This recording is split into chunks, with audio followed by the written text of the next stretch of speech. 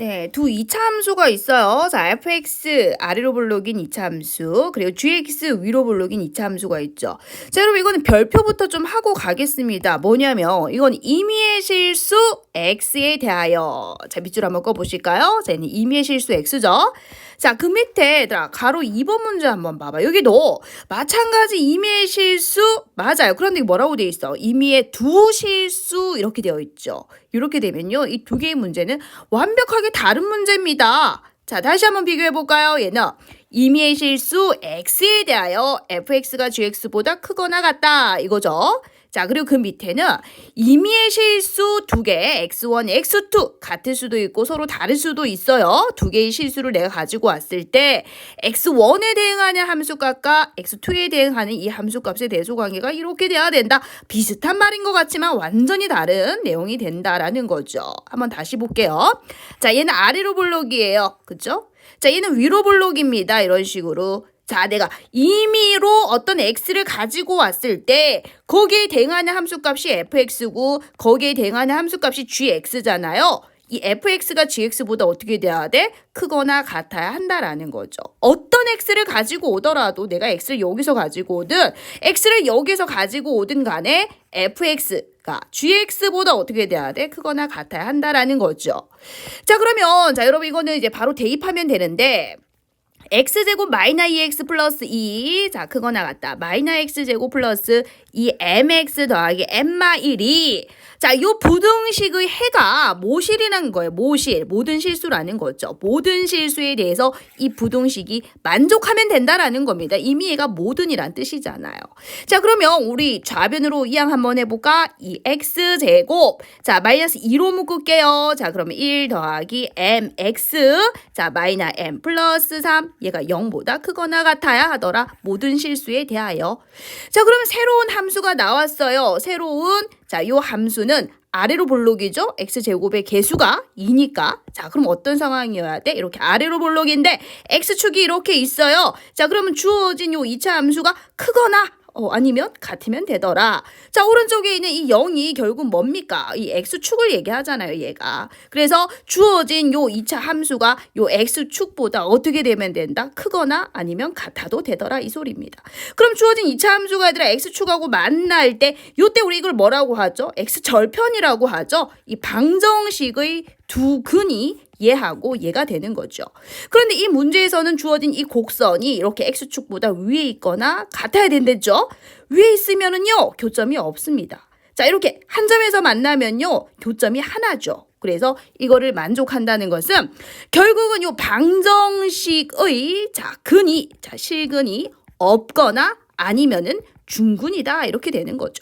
그래서 판별식 D는 0보다 어떻게 돼야 돼? 작거나 같다로 가야 되고요. x의 개수가 짝수기 때문에 4분의 D로 가면 되겠죠? B-제곱 빼기 AC가 0보다 작거나 같으면 되더라. B-가 뭡니까? 요거의 반이죠, 반.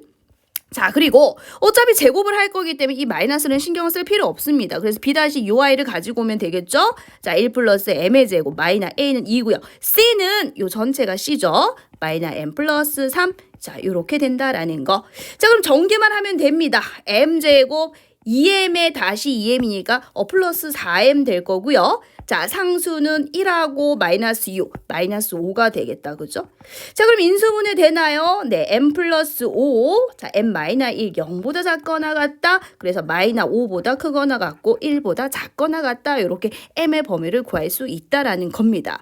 자, 이 문제는 얘들아 뭐로 풀었어요? 판별식으로 풀었다라는 거. 예, 확인할 수 있을까요? 네, 판별식으로 풀었다라는 거. 자, 그러면 이제 두 번째 문제 갑시다. 자, 이건 무슨 소린가 보자. fx, gx 아까 위에 거랑 똑같습니다. 자, 임의로 x1, x2를 들고 왔어. 자, f는요, 이렇게 아래로 볼록이고요. 자, 아까는 이 그림이 괜찮았죠? 아까 우리 가로 1번에서는 fx가 이렇게 생겼고 gx가 이렇게 생겨도 괜찮았어요. 그죠? 어떤 x를 가지고 오더라도 fx가 gx보다 어떻습니까? 크죠? 크거나 같죠? 자, 어떤 x를 가지고 오더라도 어떻습니까? fx가 gx보다 어때요? 크거나 같죠? 자, 그런데 요 상황에서는 여러분 요런 그림이 나오면 안 된다라는 거예요. 볼까요? 자, 지금 x1에 대응하는 함수값이 x2에 대응하는 함수값보다 크거나 같다라고 했는데 만약에 x1이 여기 있다라고 합시다. 자, 만약에 x2가 여기 있다라고 할게요. 자, 그럼 이 값이 x1에 대응하는 함수값이고, 자, 이 값이 x2에 대응하는 함수값인데, 요 아이보다 크거나 같습니까? 아니죠. 아래쪽에 있죠. 요렇게 돼버린다라는 겁니다.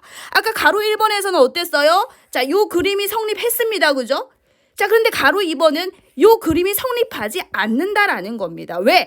자, 임의로 x1, x2를 가지고 왔을 때 얘는 뭐냐면 x1에 대응하는 함수값, 얘는 x2에 대응하는 함수값을 얘기하거든. 자, 그래서 다시요. 얘는 이제 어떤 그림이 안 되는지 다시 생각을 해줘. 자, 만약에 이제 아까 fx가 요렇고 이제 생각을 잘 해야 돼. 자, gx가 이렇다. 자, 아까 가로 1번에서는 이게 아무 문제가 안 됐었단 말이야. 그지? 자, 임의로 x를 이렇게 가지고 왔을 때 fx가 gx보다 무조건 크거나 같기 때문에 가로 1번에서는 아무 문제가 안 됐었다고. 자, 그런데 여기서는 어떤 일이 생기느냐? 예를 들어서 x1이 여기 있고 예를 들어서 x2가 여기 있다고 해봐. 자, 그럼 여기에 대응하는 함수값이 f의 x1이고 여기에 대응하는 함수값이 g의 x2잖아. 그런데 얘가 더 크거나 같아야 된다는데 어때? 대소관계가 바뀌어버리잖아. 그럼 요런 그림이 생기면 안 된다 이 소리인 거야. 그러면 어떻게 해야 되겠어? f의 제일 작은 값을 가지고 오더라도 그리고 g의 제일 큰 값을 가지고 오더라도 누가 더 커야 돼? 얘가 더 커야 되는 거야. 다시 봐봐. 자, f의 x1이 뭐예요? 이 함수의 제일 작은 값을 얘기하지? 자, g의 x2가 뭡니까? 이 함수의 가장 큰 값을 얘기하는 거죠. f의 가장 작은 값과 g의 가장 큰 값을 비교하더라도 누가 더 커야 된다? 얘가 더 커야 한다라는 거예요. 그러면 자, 봐봐. 그러니까 이제 봐봐. 요런 그림인 거지. 봐봐. 자, 얘가 이제 fx야. 자, 예를 들어서 이제 얘가 이제 gx야. 자, 그러면은 x1이 여기 있고 자, x2가 여기 있어.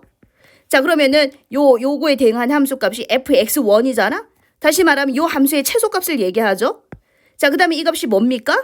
x2에 대응하는 함수값, 얘 최대값을 얘기합니다. 그죠? gx2를 얘기해. 그럼 요 값이 요 값보다 크기만 한다면 그 어떤 값을 가지고 오더라도 그 값은 g라는 이 함수 값보다 어때요? 무조건 크거나 같겠죠. 그죠? 그래서 이 문제는 뭐만 비교하면 되느냐? f라는 함수의 최소값과 g라는 함수의 최대값을 비교하는 거야. 이 문제는. 자, 그래서 자, f라는 함수의 최소값 구해볼까요? 자, x-1의 제곱 플러스 1이죠. 자, 그래서 최소값이 뭐다? 얘는 1입니다. 1. 자, 그럼 g라는 함수의 최대값도 한번 찾아볼까요? 얘 표준형으로 바꾸면은 자, 마이너의 x제곱 마이너 2mx 완전제곱 만들려면 m제곱 필요하고요. 생긴 만큼 빼줘야 되는데 분배 법칙 해서 나오지. 자, 요렇게 됩니다.